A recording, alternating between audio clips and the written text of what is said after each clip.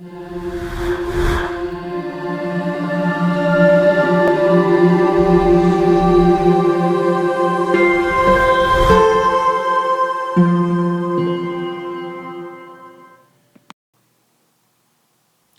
this video, I'm going to cover circumference and area of circles.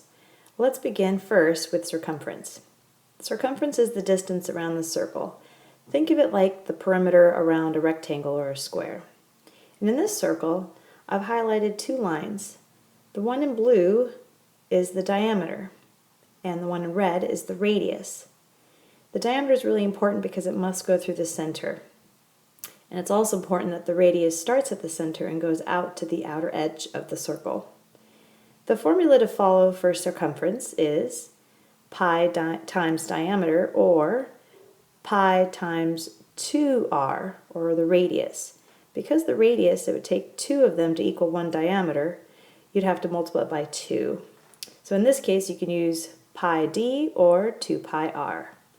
Let's go ahead and use the circle in this example to actually compute.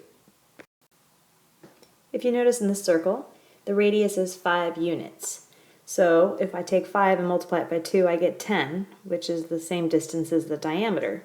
So to solve this, C, or circumference, would be 10 times 3.14. And this is mental math actually, so this would be 31.4 units.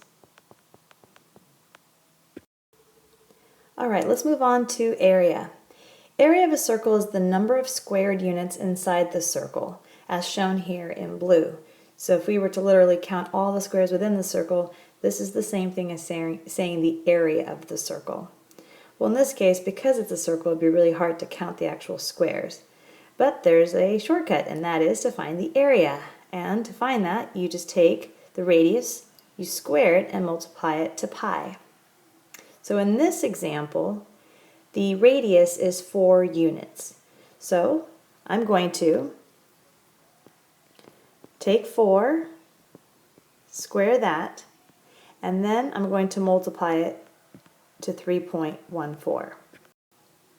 Let's simplify this. This is A equals 16 times 3.14, and this equals 50.24, and I'm going to label it as units squared.